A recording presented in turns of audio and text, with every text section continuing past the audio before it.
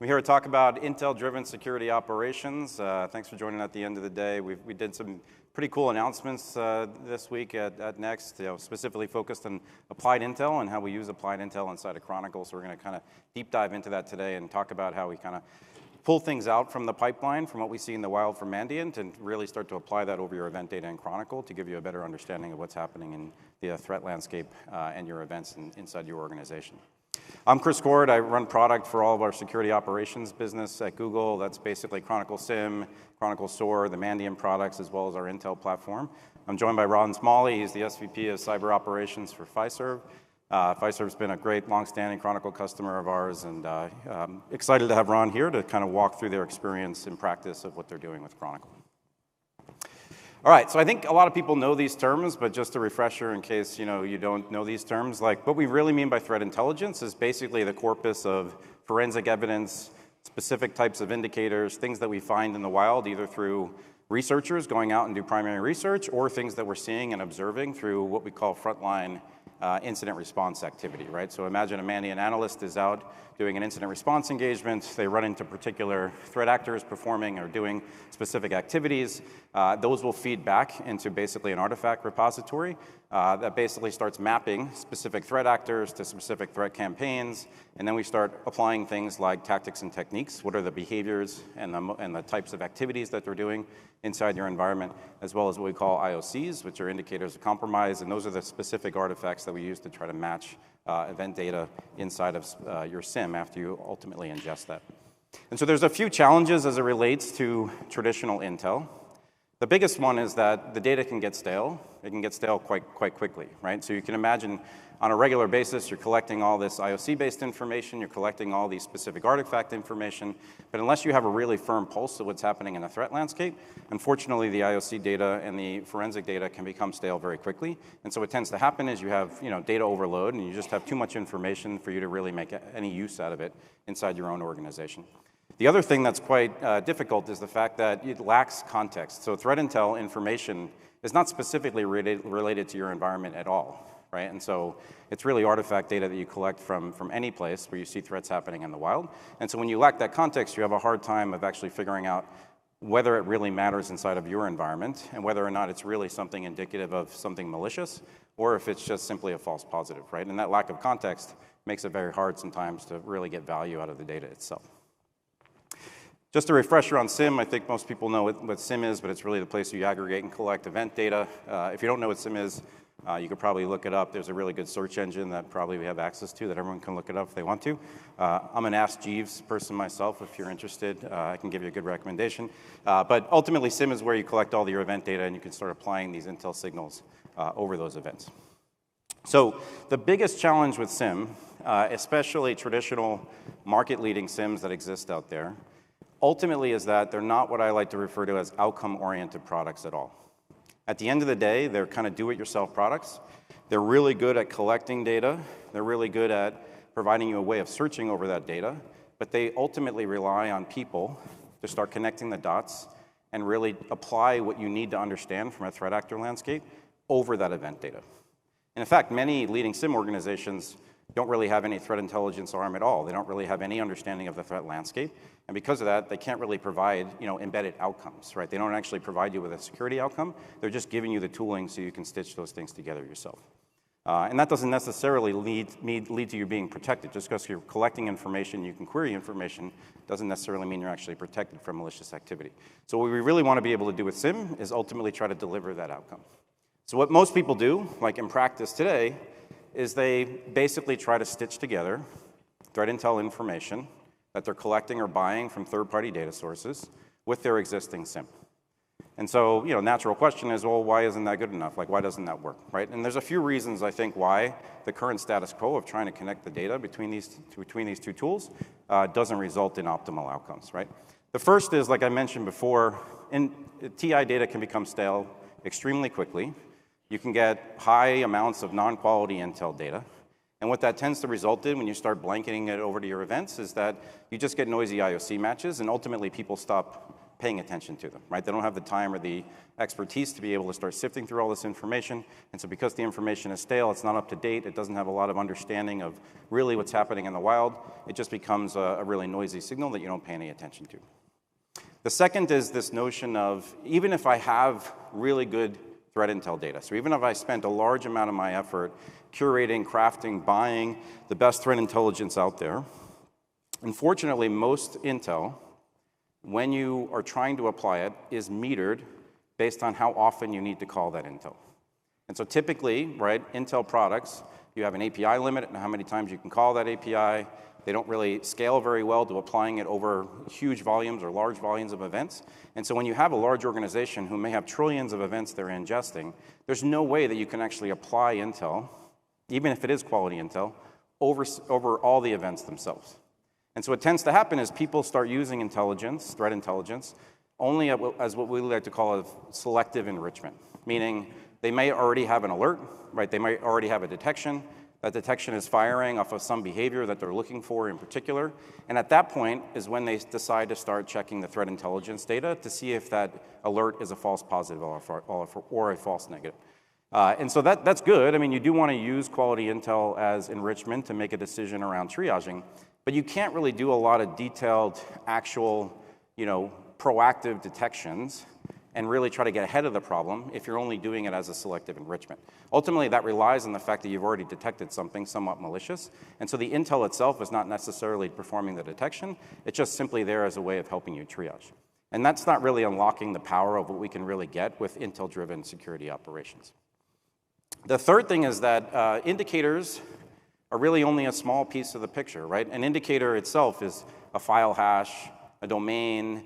It doesn't have a whole lot of context or understanding about how that file hash is used in the wild, or how that domain is used as part of an attack campaign, or what else do I need to evaluate in my event data to really determine if I'm susceptible or dealing with a particular attack. And so those indicators, while they may be quality indicators, just don't have enough contextual awareness around them. And so what you want to do beyond indicators, you want to kind of move away from just being IOC driven to being more behavioral driven and really understand how those IOCs and those behaviors are being used in real world threat actor activities, right? And so the way we refer to that in product, which I'll talk about in a bit, is association data.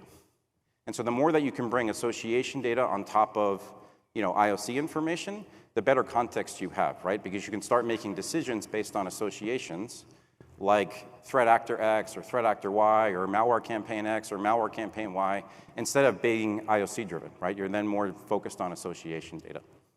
And then the fourth piece is that this is just hard work. It's difficult for people to do this and people to do this at scale. Not everyone has this level of expertise. Not everyone has this level of time. And so the part of the issue with the industry in terms of the reason why people can't protect themselves appropriately is that we don't deliver enough of this value in a turnkey fashion. It's not easy to turn it on. It's not easy to get value out of the box, right? And part of the reason is because tools, like I was mentioning before, are not really outcome oriented, right? And so the more that we can actually start building a lot of this intel-driven workflow directly into your events and directly into product, the better off we'll be in actually getting people to protect themselves with it, because it starts to become a more turnkey part of your security operations versus a very manual effort. So I'm going to pass it off to Ron here quickly to talk about what's happening inside of Fiserv. Thanks, Chris. In order for SOCs to be successful, you have to be able to stay ahead of the threat, and you have to do that facing increasing volumes of data, facing increasing number of tools and tool sets. And then you have to do this quicker and faster and understand what the threat is quicker and faster so you can disrupt them quicker and faster. So I'm Ron Smalley, like Chris said. I lead the security operations program for Fiserv, which includes threat detection, response intelligence, and a bunch of other functions, the operational aspect of cybersecurity. So early on in our journey, we realized that in order to cut through all that noise that's created from all these tools, this greater attack surface, all this telemetry, you have to start importing threat intelligence into your process. That's the only way you're going to make the detection and the prevention capability more valuable. And so we were down that path. But what I did realize is we were spending a lot of time trying to get to the success that we got to. And I don't know if that time was very well spent, right? There's probably a better way to do things. And so here are some of the opportunities we had for improvement, right? The intelligence management, the engineers from our intelligence team that were doing intelligence management. We spent a lot of time collecting, curating intelligence that should be based on your own intelligence requirements, right? You don't want to collect everything out there in the world. You want to figure out what's relevant to you. You want to collect that, and then you need to figure out how to deliver that to your SOC team, right? And we spent a lot of time just in our threat intelligence platform ingesting all that information, figuring out what's valuable, and then figuring out how to deliver that to our SIM. So we had tons of different lists of indicators, tons of different lists of threat actors, tons of different lists of malware types, and then on top of that, we had to write a whole bunch of detection rules using all of that data. So now your intelligence analyst or your intelligence engineer, instead of doing actual analysis, is sitting there updating lists so we don't get stale intelligence, updating lists so we have relevant threat actors, and updating lists so we have relevant detections. And meanwhile, our SOC analyst is now getting a bunch of work at the SIM that they don't really know, was this detection valuable or not. So they're spending a lot of time on just looking at things, and we don't really know if that thing is super important. And so what this led to is just engineering fatigue, and it led to analyst fatigue, and to the point where our threat detection alerts based on IOCs were not getting the priority that they needed. We saw that there was efficiency improvements in the way we were consuming and applying intelligence. Right? We had a SIM that had intelligence ingested into it, and we were creating some alerts based on our SIM. And then we had a SOAR where we had events promoted from the SIM to the SOAR, and as Chris mentioned, we would go out and ask threat intelligence, hey, we saw this, please enrich this. So you had some data in your SIM that wasn't getting enriched, you had some data in your SOAR that wasn't making it there from the SIM, and we had intelligence and we had events in multiple different places. Right? So then we figured out, well, this is not really successful, so what do we have to do? We spent more engineering time developing resources to try to bridge that gap. Let's develop new integrations. Let's develop custom scripts. Let's see what we can do to make the intelligence more valuable to the analyst. And meantime, while we got to where we wanted to go, we're losing efficiency. Analysts are switching between windows. Analysts are going into different places to look for intelligence. Our threat researchers are not doing threat research. They're trying to figure out how to deliver intelligence. And we were spending a lot of time on those IOCs, those file names, those hash values, those IP addresses, which are good indicators, but are not really threat intelligence, right? They're a part of threat intelligence, but they're not threat intelligence. We want to spend that time on the behaviors. What are people doing, not from what computer they're doing it from or what file they're using to do it. So at the end, we want to make our SOC analysts streamlined, right? Intel needs to be easily consumed. It needs to provide that enrichment and that enhancement, otherwise you're just looking at noise. Right? We want to figure out how to integrate the data so we can quickly know what is bad and why it's bad. And then when you know why it's bad, you can start driving actions, whether it's risk reduction, containment, remediation, change the culture or mindset of others, but you have to understand the what and the why. And then we want to focus on what matters the most. The indicator, probably not what matters the most. It is what it is. It's an indicator pointing in the right direction. Let's try to figure out how to get to behaviors and actions. Awesome. Thanks, Ron. So yeah, so I think the key thing, and I'll come back to a lot of the points that Ron makes, is how do we make this and improve this process to make it way more efficient, to make it easier on your people, but also be more effective, like way more effective. And so what we've started to do with Chronicle, especially now after the acquisition of Mandiant, is really drive this notion of intelligence-driven outcomes. It's one of the main differentiators that we have with Chronicle. If you think about the value that we bring to Chronicle over traditional SIMs, we look at differentiation across these three buckets. The first is speed and scale, right? The ability for us to ingest more data than anyone else, have that data be unfiltered. That unlocks a lot of downstream use cases. I'll talk about specifically how that relates to Intel as we move. But the idea that you're able to look through unfiltered information at Google speed is a core differentiator. The second one is this idea that we have this Intel pipeline that's taking the best threat intelligence in the world and being able to apply that over your data to provide these outcomes. And that's really the focus of the conversation today, is how do we do that efficiently and effectively for most organizations. And obviously the third, as we move to the future, is how AI is going to change in terms of driving more productivity. There were some really great sessions around AI today. I'm not sure you heard enough about AI earlier today, but if you need to hear more, I'm sure we can have some sessions in the future about it. All right, so what do we really mean about applied threat intelligence? So like a few things that Ram was saying before about the current status quo is really this really manual pipeline of taking intelligence information, trying to correlate that, bring that together, get a signal that you feel is high quality signal, and then apply that over your data. At best, that's going to be a manual process that has significant amount of lag in the system, right? Even if you have really good, sophisticated threat intel analysts, you have the time, the expertise to spend to really curate this information, you are going to have lag in the system because you have to first have intel that's seen in the wild, number one. That intel needs to then be published or produced by intel vendors to be able to then be sent out to people that are consuming intel products, like, for example, a finished intel report. So if I see an indicator from an incident that Mandiant is running, they're going to publish a finished intel report, and they're going to say, hey, we saw this indicator being used in this threat campaign. Then somebody at an organization has to read that finished intel report or ingest an IOC feed related to that intel, and then start applying it over their data after they've determined that it's something that's critical. And the application of it over your data is people writing detections, manually writing detections inside of their SIM to look for these particular indicators, right? And so the best thing you're going to get is a slow process, right? And in many cases, you're going to get a process that's suboptimal, that's not actually covering everything that you need to cover. And so there's a few critical things that we do with Applied Intel that really help streamline this and make this way more efficient than what you can do traditionally, right? And the first is this notion of extensive understanding of the threat landscape. If you're trying to apply intel, you need to first have the best threat intelligence in the world. And I'll talk specifically about what makes Google the best threat intelligence vendor in the world. But that's a key portion of this, right? You can't just apply garbage intel because you're not going to get very good results, right?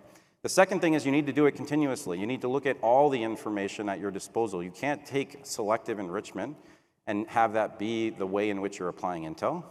But instead, you need to look at all your event data. You need to have unfiltered information. You need to continuously apply intel in real time over those events. And you need to be able to keep that up to date, right? Because you don't want that intel to go stale. And you don't want to have these kind of stale detections and indicators consistently popping up. That's just going to cause more work for the security operations team down the line. The third is we need to be able to provide more what we call post-processing or detection-based activity on top of just raw intel hits. And so we can't just simply surface indicators and say, hey, here is a malicious activity that's happening in your environment, and you figure out the rest. We need to be able to then provide prioritization, detections, alerting, all driven around those intel indicators, and that has to be part of the overall workflow. In addition, we need to also make sure that we are staying as close as possible to the threat landscape, right? So it's part of this idea of being, really having the best intel in the world, but it's also about having the quickest and most responsive intel, and so the more that you have direct access to what's happening in the front line, in terms of real-world incidents, the better off you'll be in keeping this information as fresh as possible. So I mentioned that Google has the best threat intelligence in the world. What makes what we have the best threat intel? And I say that pretty confidently because I've seen a lot of threat intelligence vendors out there, and the reality is no one has anywhere close to the amount of breadth and depth that Google brings to the table in threat intelligence. And so you see a bunch of statistics here, but just keep a couple of things in mind. Number one, Google touches around a third of the world's population every single month with our products. And so that's in the order of 2 or 3 billion people a month that we're touching with our products. And those products tend to be at the point where a lot of malicious activity interacts with users. Meaning, as users interact with the internet, that tends to be the place where compromises initially start. Email, browsing, other environments where you kind of are reaching out and touching the outside world. That happens to be where a lot of malicious activity starts to happen, right? And so we have programs in things like Chrome that we call safe browsing, where we actually collect and see indicators of where people are potentially trying to have malicious downloads or go to malicious domains, through Chrome Enterprise, as an example. And so right there, you start to separate yourself from the pack, because there's really no other, software vendor in the world that's touching billions of users on a regular basis like Google is. The second thing is we've owned VirusTotal for the last 12 years, right? And so VirusTotal was purchased in Google as a response to our own internal Project Aurora breach back in 2012. VirusTotal is the world's largest indicator database in the world. It's basically a collection of what every other vendor is seeing. So VirusTotal is basically a crowdsourced indicator database where every single other security vendor out there sends their information back into VirusTotal in order for us to aggregate and collect all of the indicators that we're seeing throughout the world. And so just to give you a sense of scale, there's 50 billion files that exist in VirusTotal's IOC database today. There's 6 billion URLs that exist in VirusTotal's database today, right? And so if you're looking for an understanding of an indicator and its maliciousness, VirusTotal has basically, a true understanding of indicators that are out there, especially indicators that have been established in the wild for some period of time. Lastly, when we acquired Mandiant a couple years ago, we augmented that breadth with extreme depth, right? And so it's not just about having a wide-angle lens and a wide-angle purview, but instead, now we can bring extreme depth to the equation. So Mandiant has the best incident response team in the world. They perform over 1,100 incident response engagements a year. They're operating across, 80-plus countries. They're performing these incidents, on a regular incident responses on a regular basis. And so we see things that are happening from a frontline intelligence perspective, and we don't see them in theory, we see them in practice, right? And that allows us to get indicator-based information, behavioral-based information back into our pipeline as quickly and as efficiently as possible. All right, and so what we do with applied intelligence is after we kind of gather and collect this intel through the wide-angle lens and sort of getting the deep understanding of intel, the big thing that we do in Chronicle that's different than anything else that's out there is this notion of applying that data, that intel, in a ubiquitous and broad-based way over every single event that comes into the system. And so I like to refer to this as like coloring in your event data, enriching your event data with intelligence by default for every single event that comes into the system, right? So we keep 12 months of unfiltered hot data in Chronicle by default. Every time you ingest a piece of information, we are then enriching that information with everything we know about it from an intelligence perspective. And it's not just, is this malicious or is this not malicious, but you're getting all of the association-based data applied to it, meaning what do we know about this particular indicator? What threat actors have we seen it used in? What threat campaigns have we seen it used in? When was the first time we saw it? When was the last time we saw it? And so you're getting all this contextual information about that indicator, and you're getting it as a native part of the event, meaning that it gets carried forward with the event everywhere that it goes inside of Chronicle. And so if that event is 7 months old, and it's been sitting in your Chronicle instance for a long period of time, and a new indicator comes out that we see, we can go back and retroactively match it against that new indicator, and we immediately have that association now built into your event data based on the fact that we're kind of consistently and blanketing this enrichment over your events at any given time, right? And so that can be extremely powerful. There's a number of really deep things that you can start doing once you have that overlaid intelligence built on top of your data. So one of the things that you can do is just simply start thinking about the world in terms of associations. And so what I mean by that is instead of thinking about the world in terms of just these raw indicators and whether these indicators are malicious, you start flipping the equation to being more actor-driven, being more campaign-driven, being more kind of malware-driven, right? And so as an example, let's say one of the more famous attacks that everyone has an understanding of is the Log4j attack that came out a couple years ago, or the SolarWinds attack. Those are examples of particular campaigns that are happening in the wild. And so one of the first things that people want to get an answer of is, am I impacted by this particular campaign? Or I'm worried about threat actor X. I see APT29 being more active in the wild. Is there anything in my data that's associated with that threat actor or threat campaign? And so this type of information, when you build these association tags, immediately allow you to surface that. I can just simply come in, I can look for that malware campaign, I can look for that threat actor. We'll tell you everywhere across your 12 months of historical data where you have any indicator that's associated with that threat actor or threat campaign, right? And so you immediately start becoming more focused on these important associations as opposed to just these raw underlying indicators. The second thing is, if you need more information about that actor, all the context about what an actor does or what a campaign really is, or whether or not it's impacting my industry, or whether I should be worried about this particular type of activity. We have all the deep levels of understanding of these associations and these actors that are being tracked on a regular basis by the Mandiant research team. And so if you see an association, you're like, who is APT22? I don't know who that is. You can immediately dive in to the finished intel reports. You can see all the detail about it. You can see their motivations. You can see their activity. You can see what motivates them. You can see what geographies they operate in, what industries and verticals they target. And so you can start being more actor-driven and really do that with a targeted focus versus just trying to blanket this more generic approach everywhere. The third thing is you can use this information as a way of providing first-class frontline detections. And what I mean by that is, like, it's one thing to have this IOC matching and to kind of surface these associations, but that's not always going to be a 100%, true positive that this is actually malicious activity. And so what you want to be able to do on top of that particular indicator is then put it through some sort of analysis, some sort of detection algorithm to determine, in the context of your event data, do we think this is malicious, right? Because something could be an indicator, like a raw indicator, but it's super common in your environment.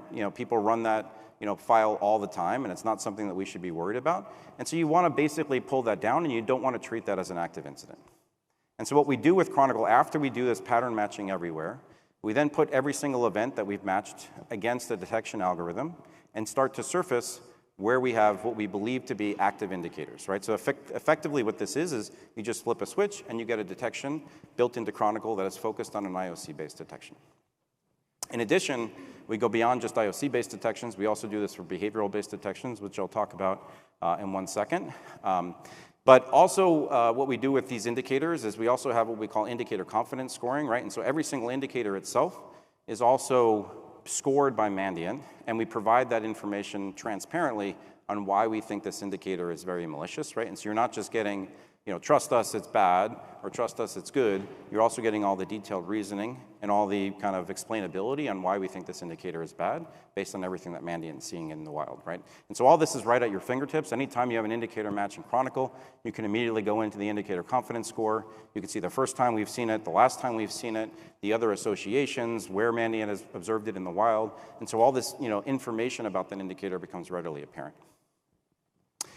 And so the other thing that I was mentioning before is, like, how do we flip this from being not just indicator-driven, but also behavioral-based?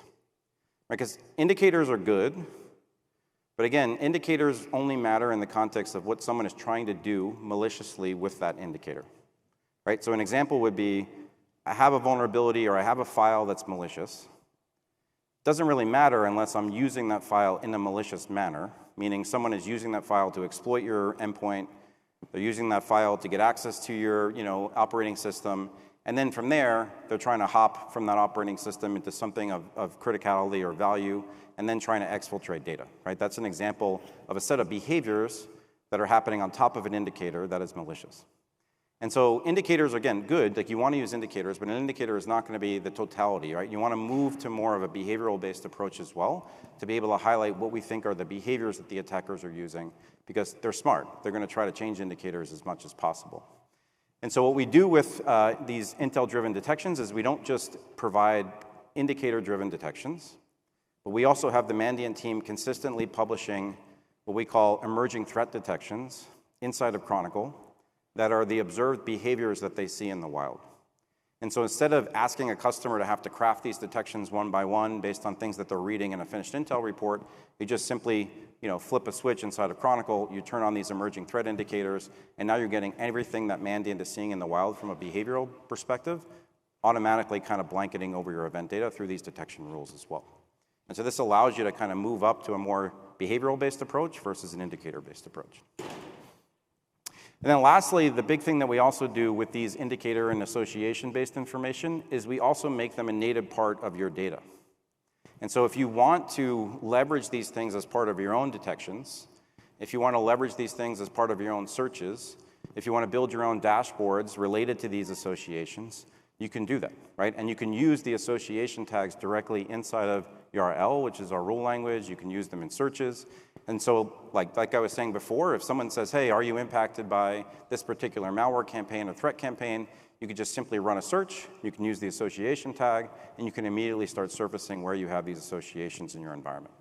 In addition, if you wanted to have a detection that might be looking for certain types of behavior, but you only wanted that triggered when you have a particular piece of malware that was happening in the environment, you can use it as a filtering criteria as part of a rule, right? Because effectively the association data is a natural part of your event data, right? So it unlocks a whole bunch of custom workflow and custom use cases that you can then leverage as part of your event data inside of Chronicle as well. So yeah, Ron, why don't you talk a little bit, how Fiserv saw benefit from this? So all the information Chris just talked about really is showing how Chronicle is making security operations teams more effective and more efficient in their work. It makes them work smarter. And it's interesting to me that we're here partnering together on this presentation, and I did my thoughts and slides not knowing what Chris's thoughts and slides were going to be. And then when I hear him talk and I see what I've talked about, we've come to the same conclusion. Right? And it's interesting as a practitioner, you always hear about products and you say, is that going to work like that in my environment? And we're finding the benefits that Chris is talking about in the capabilities of Chronicle as we apply that into our platform. So the data is important, right? But you only have intelligence when you add that context and that relevancy to your environment. And that's what's making us work smarter. So I talked about some of the challenges that we had, right, in making the intelligence work for us against our data and against our environment. So what am I seeing now about a year into this, into our new journey? Less time developing tools, right? Less time developing processes and integrations and detections that we used to have to build before with our SIM and our SOAR because it's all native in the platform. The automatic IOC syncing, right? Whether we're ingesting the intelligence that's coming in from Mandiant and Google or adding some of our third-party intelligence into the platform as well. The moment an IOC matches to something in our environment, it's surfaced. I don't have to write a new detection rule. I don't have to maintain a list. I don't have to constantly prune and curate. It just happens, right? And the analyst can understand the context around it. Where did this intelligence come from? What was the intelligence source? Who was the actor? Do I care if it's this APT or do I not care if it's this APT? Oh, and by the way, this APT is used to attacking network devices that we may or may not have in our environment, right? So all that information is brought right up front. I've seen about a 75% workload reduction in just IOC and intelligence management, right? I don't have to focus on creating rules, detections, lists, pruning and tuning, right? I'm able to take my analysts, my intelligence analysts, my intelligence engineers, and put them towards something more beneficial, understanding the behaviors and understanding what those behaviors mean in our environment. Retro hunting was a big point of stress for us, right? The amount of volume of data that we were ingesting and being able to search IOCs for a 12-month period across that data. Think about SolarWinds, Chris mentioned. Everybody had to go 8, 9, 10 months back to look for SolarWinds. It was a challenge, right? We can do that very fast, very quickly at the speed and scale of Google. So the less time developing, more time focusing on what matters. It's a simplified workspace, right? It's enabling analysts to make quick decision making. Right up front and the analyst has a screen, and whether it's their events or their cases, you can see the indicators, you can see your intelligence, you can understand your severity, you understand who did it, you can understand why they did it. Everything's in one place, not only just intelligence, but also your asset data. Is this asset a critical asset in your environment? Right? I'm going to probably respond differently to an asset that's got an indicator or a behavior on it that's maybe serving payments to banking clients or credit card processing clients versus somebody on their endpoint, right? I have this relevant information at my fingertips to be able to make smarter, better, faster triage decisions. And with those decisions then, do we have an incident? Do we not have an incident? All that priority information is now single pane. I don't have to go to multiple different tools. And if I wanted to, though, it's easy to get there, right? Making the analysts and making your SOC people more effective and able to do their job quicker. And the enrichment provides quality, right? Well, now that you're enriching data with intelligence that's relevant to your environment, it's more impactful, right? I would be interested in curating a threat profile using Advantage, right? What does Advantage tell us? That threat actor is likely to go after financial services, likely to go after fintech, or likely to go after payment processors, and bring that intelligence into my platform. And now I'm focusing on the behaviors, or I'm focusing on the indicators that are relevant to me, versus taking a wide variety of intelligence and then having an analyst to figure out, does this person matter to me? Or does this indicator matter to me? Or does this behavior matter to me? Maybe they're going after a different sector or a different industry, and it's not something that I really want to prioritize. So, less work in getting the intelligence, making analysts respond and triage faster, and then bringing the context of the threat actors that are likely to target you against your asset information, which you couldn't really do before when you had segregated systems of data. And when I think about what we're dealing with here is really an entire ecosystem, right? We all have these ecosystems, whether it's your watch talking to your phone, talking to your computer, talking to your iPad or your tablet or whatever it is, right? You've got these different interconnected devices or these different devices that are now interconnected, and that's what my graphic here is really trying to show what Chronicle is providing to us. We have IOCs, we have threat intelligence that's plugged into our cases. You have asset information that's plugged into your cases. You have landscape, and then you have eventually security validation, looking to understand what that threat is in your environment, and are you able to prevent it? Are you able to detect it all in one pane? So I think this applied intelligence ecosystem is giving us a modern solution to face the modern day threats we have today. Awesome, thanks, Ron. So yeah, let me just give a quick example of like how this works in practice, just to kind of bring this to life a little bit, right? And so this is a real-world example of basically how TI can really be leveraged, right? How applied TI can be leveraged using Chronicle and Mandiant. And so this is an example of a ConnectWise vulnerability. So this is, an application vulnerability that was recently discovered and recently started to be used in the wild. And effectively, what happened is once that application vulnerability was starting to get exploited by attackers, Mandiant researchers and Mandiant IR engagements started to notice that threat actors were specifically using this vulnerability, and they were specifically using this piece of malware or this IOC in attacks, right? And so that observation starts to exist, right? Once that observation is there, they immediately start to feed that back into the threat intelligence engine, right? And the threat intelligence analysts start to annotate that data, enrich that data. They create that indicator confidence score that we were talking about before. They start creating all the association mappings, meaning they're saying, hey, threat actor X, threat actor Y, threat actor Z, they're all using this particular vulnerability and this particular software to start exploiting your environment. And oh, by the way, in these particular incidents, after that vulnerability was exploited, here are the behaviors that attackers took to start doing malicious activity on top of that exploit, right? And so all this annotation starts to be built in and around that particular IOC based on everything Mandiant is observing in the wild. And just right there, you can't really do that unless you actually have a real feel and a real pulse on what's happening in the threat landscape directly by working with customers in incident response engagements. Once that annotation is built, then it starts to get fed into the product pipeline, right? Then we start to apply that across our various products. In one example, we started to apply that as what we call content in our attack surface management product, right? Because it was a particular vulnerability, attack surface management could be used very fast to go out and scan a customer's domain to see if they had any of that existence of that vulnerability inside of their infrastructure in order for us to be able to determine whether you need to patch it right away. The second example of that is the content that we now started to feed directly into Chronicle. And so that particular indicator was now then surfaced inside of Chronicle's applied intel matching page. And so anytime a customer said, am I impacted by ConnectWise, they can just simply run a search for the association. They can see exactly where in their events data that particular IOC is seen. And we would have already prioritized or determined a detection and highlighted what we believe to be an active incident if we felt that event was actually malicious on top of the existence of the IOC. And that's a very important thing, right? Because again, you could have this software, but the software may never actually be being exploited by an attacker. Just because it's an IOC doesn't necessarily mean it's actively being exploited. And so the idea of the post-processing that we put on top of it to determine whether or not it's an active incident allows us to determine we are seeing this, and we're also seeing this with enough contextual understanding and behavioral activity to tell you that it's an active incident in your environment. So that allows you to immediately prioritize that detection and act on it right away. And ultimately, people got this benefit without having to do any detection authoring, any detection engineering, and they were protected from this within a matter of days, right? Because this pipeline is basically an automated piece of the Chronicle applied intelligence, right? And so you can imagine this blown up across any number of particular malware families, threat campaigns, threat actors. You just imagine the landscape that exists out there. Every one of these that continuously pops up. The idea is you're getting this continuous protection and continuous kind of monitoring of your environment, and you're getting it in an automated fashion. That's really the power of what Applied TI brings to the table.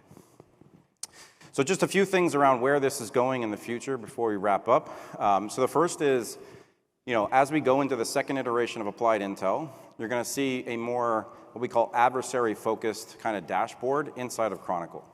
What that means is we'll actually provide you with proactive dashboarding around all the threat actors that we see in the wild, even if they're not in your environment, specific threat activity that we're seeing bubble up in the wild, and will actually give you an ability of kind of evaluating your environment based on these adversaries and these associations versus being more driven by IOCs and indicators. The second, which I think is going to be super interesting down the line, is our ability to do this and strengthen your environment in a proactive way using security validation. And so we're building security validation reporting into Chronicle, which allows us to pressure test your own controls against these particular activities. So it's not just about, am I impacted right now by this particular IOC or this particular vulnerability, but you can also say, if I was going to get impacted by this, do I have the right controls, detections, actual products in place to mitigate this attack so that you can be prepared? And you can do that in a proactive fashion, right? So it's not just about then reacting to these events happening in your data, it's about actually strengthening your controls to make sure you're continuously protected. Yeah, Ron, why don't you talk a little bit about what's next for Fiserv? Yeah, and again, I think what Chris is talking about is exactly the things that we need to move a security operations team to be able to deliver to stay ahead of our threats. So, where do we want to go? Increasing our focus on the tactics and techniques, less on the IOCs, more on the behaviors. Right? We have our engineers, they don't have to do that work anymore. We can start using the information that's in Mandiant and Advantage and start curating that intelligence and use the AI capabilities of Google and Chronicle to start thinking about how to create detection rules. How do we take searches based on intelligence and to convert that into detections using the URL, using the information in Mandiant, and then thinking about how do we take our hunting team and start focusing on continuous hunts that are detected by our CTI program, right? Rather than thinking about, does this IP address exist in our environment? So really focusing on the behaviors, get the most value out of the intelligence as you can. Right, and then one of the things we want to work on also is developing and integrating internal threat intelligence into our platform. Right, it's great to ingest the intelligence that we're seeing from across the world, from other incident response firms, from investigations. But we also have a wide variety of information and a wide variety of data that's happening against our environment. Right, we may see attacks on parts of our platforms. We may see attacks on some of our clients. We may see attacks on some of our merchants. How do we bring that in and replay that against our environment? Because likely what we see somewhere against one client, against one customer, we'll likely see elsewhere. So how do we bring our own threat intelligence into our platform and leverage that into our detections and into our response? And I think what Chris was talking about on the attack surface and validation, really getting an understanding of what vulnerabilities you have in your environment. Then thinking about how can you take the telemetry in your platform to say, am I being attacked, or am I being scanned, or am I being probed?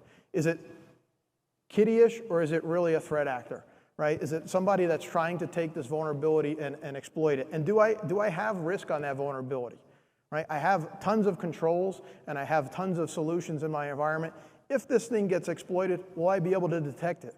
Will I be able to prevent it, right? Combining what we're seeing on the perimeter and combining that with against our security validation to really start driving those remediation teams to fix the things that matter the most, because we all know vulnerability management is a challenge, right? There's hundreds of thousands of vulnerabilities and not enough people to patch them. So how do we focus them on the vulnerabilities that matter the most? And then how do we focus on reducing our attack surface? And more importantly, communicating that to the leaders in your organization so they can put the right priority and the right resources to eliminate those risks. And thinking about how we can do that, leveraging Chronicle and the speed and scale of what Chronicle is delivering us is where we're trying to focus next year. So. Awesome.